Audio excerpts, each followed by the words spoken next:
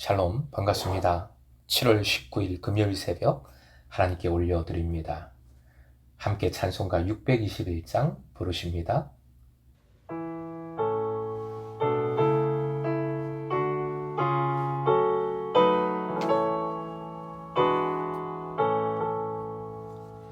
찬양하라 내 영혼아, 찬양하라 내 영혼아, 온 마음과 정성 다하여 주 찬양하라.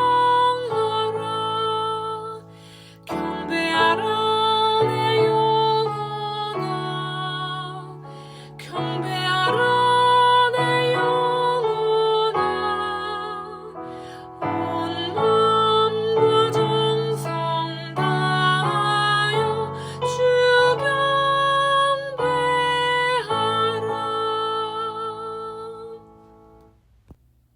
오늘 말씀 에베소서 4장 11절에서 12절, 에베소서 4장 11절부터 12절까지의 말씀입니다. 함께 읽겠습니다.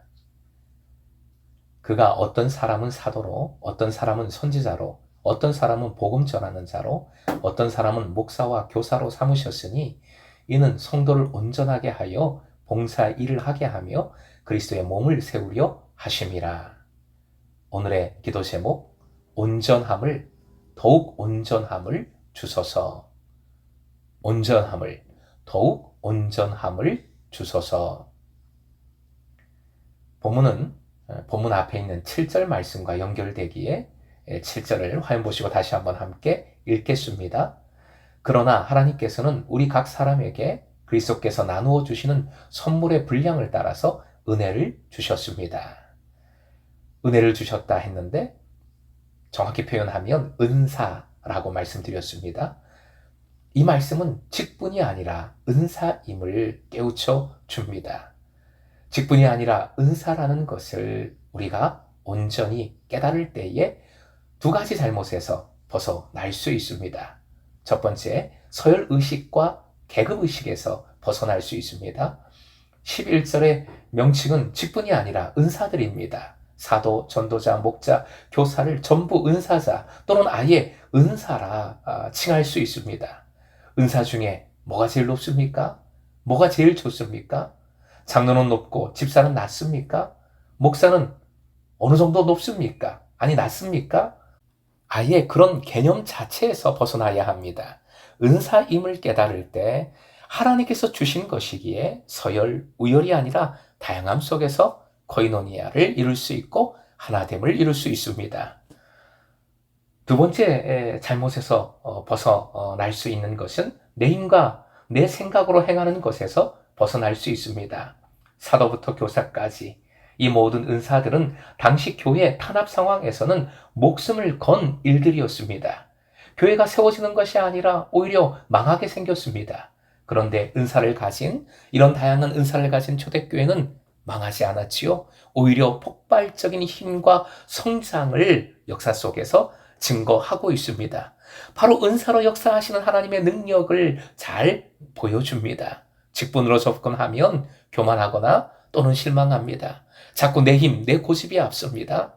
하지만 주님 주신 은사로 하면 하나님을 의지합니다. 하나님의 뜻을 계속 구할 수 있습니다. 그러기에 아름다운 공동체의 동력을 이루어 갈 수 있습니다. 끝으로 가장 중요한 사실 한 가지 더 말씀드립니다. 바로 말씀입니다. 말씀이 없이는 은사를 깨달을 수도 행할 수도 없습니다. 은사, 은혜는 말씀이 근거가 됩니다. 근원이 됩니다. 은사, 은혜는 말씀과 직결이 됩니다. 그러기에 항상 말씀 앞에 깨어 있어야 제대로 된 은사를 활용할 수가 있습니다. 예수께서 이런 원리로 은사를 주심은 목적이 있습니다. 바로 12절 목적을 나타내는 말씀입니다. 세 가지 목적이 나오고 있는데 화면 보시고 함께 읽겠습니다. 성도를 온전하게 하심, 봉사의 일을 하게 하심, 그리스도의 몸을 세우심. 그런데 이 세 가지는 순서가 매우 중요합니다. 온전케 됨으로 봉사하고 그 봉사를 통하여 그리스도의 몸인 교회가 온전히 오이코돔에 세워지는 것입니다. 견고해집니다. 그러기 이 시간은 은사의 첫 번째 목적인 온전하게 함을 상고하고자 합니다. 가장 중요한 목적, 기본이 되는 목적이기 때문입니다.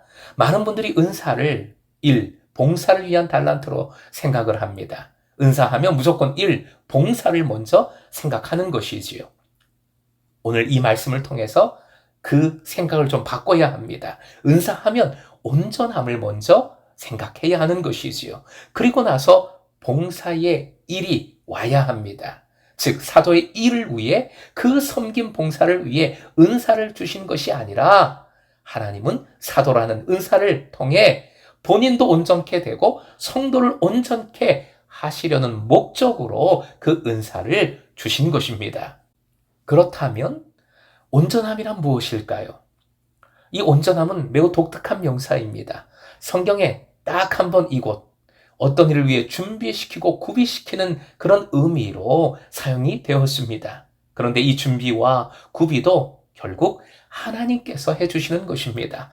하나님께서 준비해 주시고 구비해 주시는 것은 어떤 방법을 갖추는 것이 아니라 정보 습득하는 것이 아니라 또한 높은 도덕성을 구비하라는 것이 아니라 한마디로 주님의 구원, 새롭게 하심, 치유의 은혜를 경험하고 주님을 계속 닮아가는 것입니다.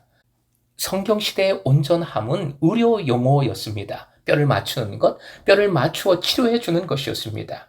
마태복음 4장 21절 연결해서 읽어볼 터인데요. 화면 보시고 함께요. 거기서 더 가시다가 다른 두 형제 곧 세베대의 아들 야고보와 그의 형제 요한이 그의 아버지 세베대와 함께 배에서 그물 깁는 것을 보시고 부르시니 그물을 깁는 것, 그물을 치료하는 것이지요. 온전하게 하는 것입니다. 어부의 준비는 그물을 깁는 것부터 시작을 하지요. 떨어지고 헤어진 것을 손질하고 고쳐야 물고기를 다시 잡을 수 있습니다. 그런데 예수께서 제자들을 부르실 때에 그물 깁는 것을 보시고 부르셨습니다. 그물을 깁고 있는 이들을 제자로 부르셨다는 것은 그들이 그물의 온전함처럼 온전하게 될 것이라는 것, 그들을 통해서 온전케 하시는 은혜가 전파될 것임을 이미 말씀은 보여주고 있는 것이지요. 주님은 어떻게 치유해 주십니까? 히브리서 11장 3절 화면 보시고 함께요. 믿음으로 모든 세계가 하나님의 말씀으로 지어진 줄을 우리가 아나니 보이는 것은 나타난 것으로 말미암아 된 것이 아니니라. 하나님의 말씀으로 지어진 줄을 우리가 아나니, 여기서 지어진 줄이 바로 똑같은 온전함이라는 단어입니다. 온 세상이 뭐로 온전해집니까? 말씀으로 온전해지는 것입니다.